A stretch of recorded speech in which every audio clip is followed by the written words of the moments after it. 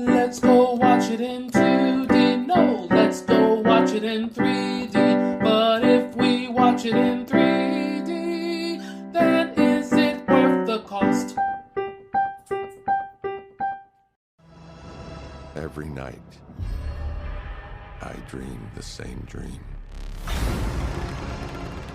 Things just got out of hand.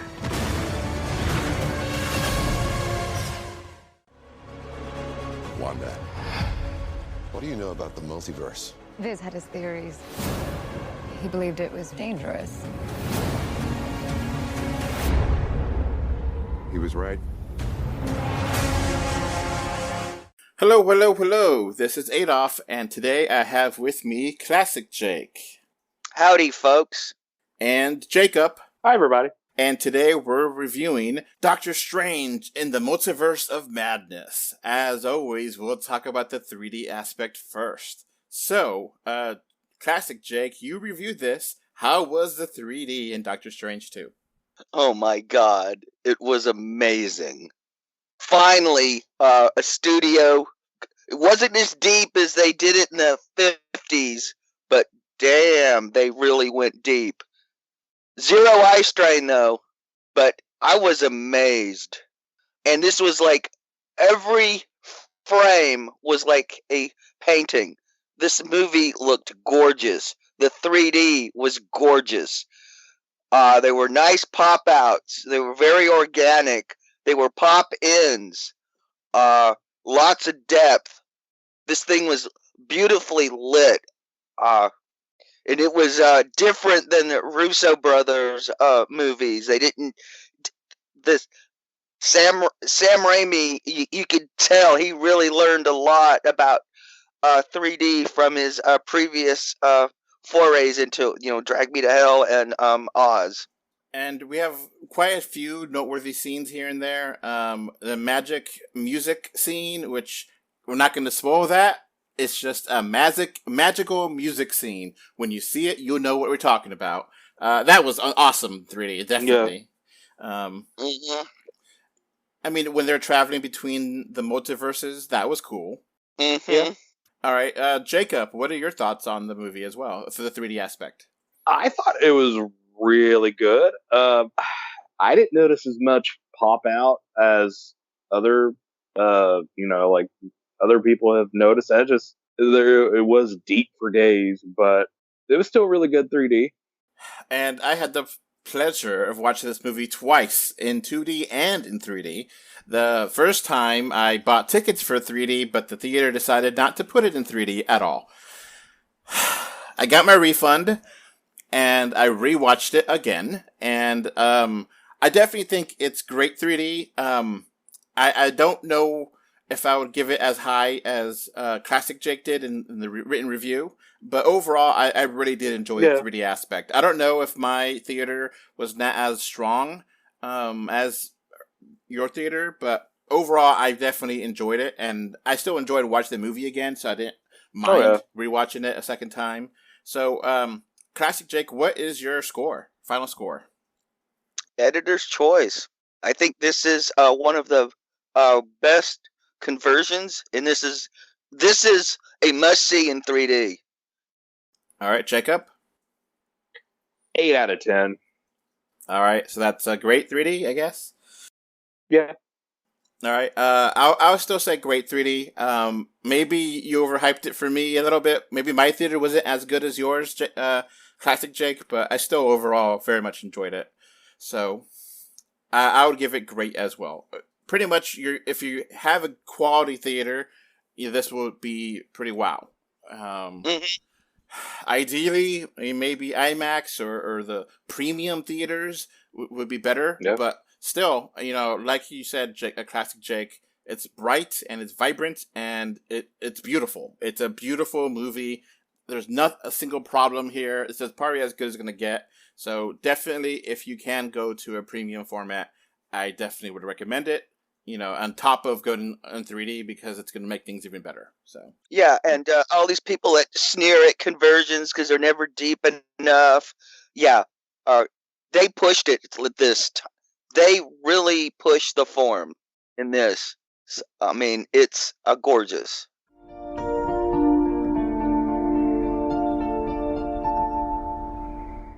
Okay, let's get to the movie itself. Doctor Strange in the Multiverse of Madness is a straight up horror movie, and it's not like your typical Marvel superhero flick. Now, Jake, you said this is more like a Evil Dead, Army of Darkness kind of thing than Spider-Man, right? Yep, this is definitely Raimi. It brought his Evil Dead bag of tricks for this movie.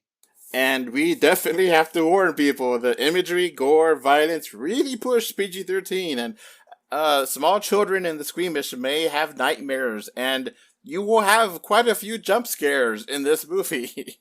My audience screamed, and I had the joy of seeing this at a late night screening, perfect for a horror movie, and I had a screaming audience. I asked a coworker if her kids were too scared of it, because I think she has like a 7 and 11-year-old, and they're like, nope, they had tons of fun with it, they enjoyed it, it wasn't too much for them, they didn't have any nightmares. But I think it definitely needs that warning ahead of time. I know my wife is not too keen on horror movies, and she was like, you should have warned me. It's like, well, maybe you wouldn't have wanted to see the movie if I warned you. Mm-hmm. But yeah, it surprised me how much they pushed it, and it's kind of awe-inspiring how far they took things, where most of the time I would not expect this from a MCU movie amount of violence and gore. It is kind of wow. Yeah. It's still PG-13 violence, but yeah. It's pushing it. I mean, Yeah. Mm-hmm. if, some shots, if they did not blur the background or get, it would have definitely gone R because there's definitely some very violent scenes. Leave it at that. Yeah. Mm-hmm. Now, we tried our best not to spoil anything, and we're going to do that for this review, but the trailers kind of spoiled some stuff, but there's definitely surprises here, and it definitely is its own movie, but I feel like sometimes if you did not see the other stuff before this, you might be totally lost walking into this movie. Mm-hmm. Yeah. And this is also Doctor Strange. His story didn't go like from Doctor Strange to Doctor Strange 2. It kind of went from Doctor Strange to a couple of Avengers movies, then Spider-Man, and now this. So it's I see the Marvel movies are starting to do their multi-part stories like comic books. So I hope audiences can keep up, since they're not giving you a roadmap exactly. Yeah. And they definitely reference WandaVision. They give you enough that I think if you haven't watched that show, you may be not too bad shape. But if you have watched that show, you definitely gain a lot more from watching this movie. Yeah. And depending on how you interpret how they incorporate WandaVision will be a lot of your enjoyment for this movie. A lot of people felt they betrayed the character arc, and it really hampered their enjoyment of the movie. And some people thought it worked very well and got more enjoyment out of it. Okay, so this is one of those situations, how you respond to basically when a movie's got a movie and move the plot forward, whether you buy it or not. Yeah, and does it ever slow down? It's a very fast-paced movie. I've watched this movie twice, and I'll tell you both times, it kept going. It was basically like a ride, and I know a lot of people were like, wait a minute, it's just too fast. It's not explaining everything. You just need to buckle up and get ready, because this movie, for the better and worse, it just runs by everything. And, It does explain a lot of stuff, but it just does it once, does it fast, and if you're not paying 100% attention and are focused, you might miss a point. And then there was some stuff that they just kind of glossed over.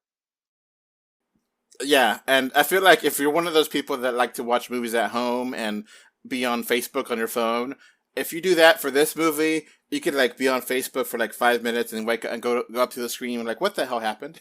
Yeah, exactly, and you're going to be lost. So definitely give it your full attention. It is a little bit too fast-paced at times, but overall, I still really enjoyed it. Jacob, we haven't had said much. What's your thoughts on it? I don't know. I wasn't as enthused with the movie as you guys are, and I don't think after the first act, it doesn't move as fast for me. It slows down too much, and it feels longer than 2 hours. Okay. Yeah. Yeah, I mean, I agree. You do need to watch WandaVision, and like the first 30 minutes or so, it does move pretty fast. But I don't know. There's problems with the film. It seems like Sam Raimi is too busy with his visual antics to really deliver the goods, I feel. I definitely felt like it was more of a ride than a film per se. I definitely would have loved to have this in D-Box 3D because that would have been even more fun. Yeah, or 4DX or something like that. But it definitely, yeah.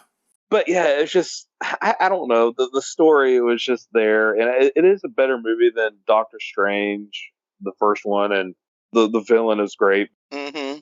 But I don't know. I just kind of felt empty a little bit. Okay. Let's wrap up here without giving any spoilers. So, Classic Jake, you did the review. What is your final score for the movie? 8 out of 10. I was going back and forth between an 8 and a 9, and I feel settled that with the 8 as well. So, Jacob, what is your score? Mine's gonna have to be a 7. Okay. It's not too bad, though. No. Yeah, it's legitimate. I mean, it didn't get a 10 for me, and a lot of it had to do with, obviously, you could tell they were having to change stuff up because of COVID restrictions and having to change the order of other releases. Yeah. Yeah. I'm not sure what they changed or what they haven't changed. I don't know, but, it does tell its own little story. It goes by really fast, and some people it goes by fast and it goes by slow, and it's just kind of a weird pacing movie, but overall, it's still enjoyable and it's still fun. It's just not the most in-depth movie, Yeah. So, yeah. I guess it's going to be it for us. Thank you for listening. Come back for our spoiler-free podcast. Bye. Bye. Okay, as this podcast wraps up, I want to thank my patrons. Thank you, Mr. Bengal 5, Kevin Winter, and Alex Folk for your financial support on patreon.com. Thanks for listening. You can find 3D or 2D on Facebook, Twitter, YouTube, Pinterest, Instagram, and more. Just look for 3D or 2D. Thank you for either listening or watching this podcast. Goodbye. Bye. Bye. Bye, everyone.